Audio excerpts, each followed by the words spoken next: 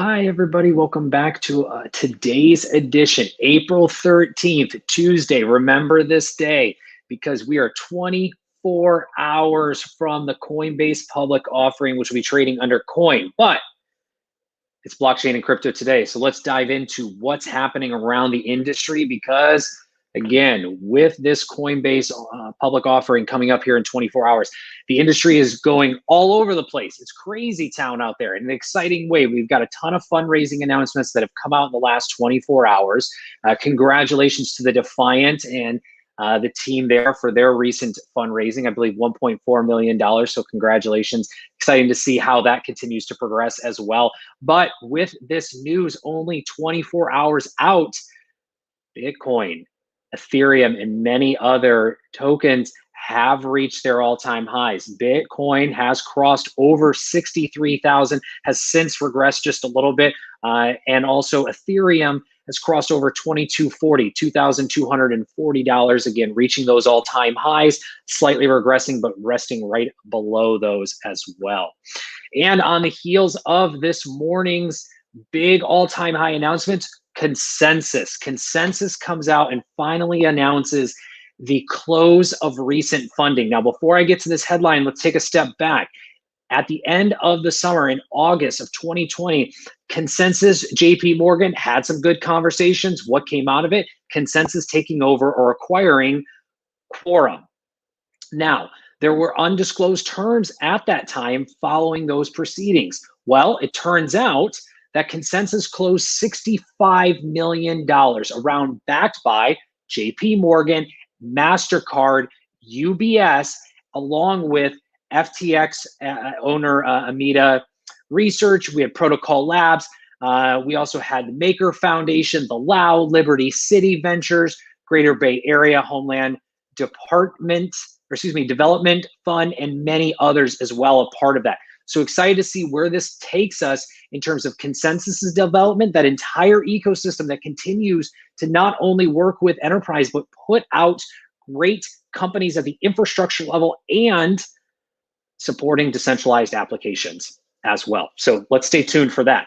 HSBC has confirmed they are now preventing or banning customers from buying MicroStrategy shares due to Bitcoin concerns. Now, remember, MicroStrategy's leveling up their Bitcoin purchases over really the past weeks versus months. And Michael Saylor and the team came out and let all of us know that the board members would be paid now in Bitcoin as well.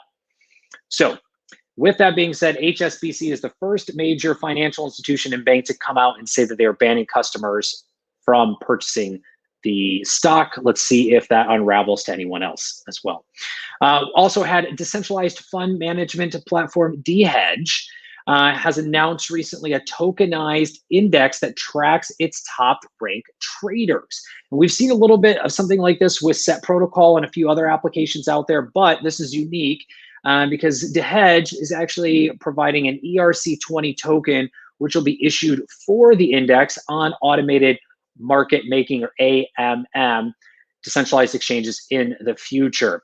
This will allow fund managers to launch actively managed investment pools powered by synthetic assets provided by Synthetic as well. Another progression from yesterday's announcement of Binance creating the tokenized stock exchange, first listing Tesla as its first tokenized stock that can be bought and sold in fractions on the Binance exchange, but also backed by real collateral assets on the back end. So that's the quick rundown of what's happening today. We are all getting prepped and prepared for tomorrow's public listing of Coinbase under the ticker COIN as well. So stay tuned for tomorrow. I'm sure we're going to have a ton to talk about, and maybe even a little later today. So make sure you follow me on Twitter to hear for more announcements around the industry. Also, a shout out to Masari and the upcoming Mainnet conference that they just dropped information about as well. So check that out.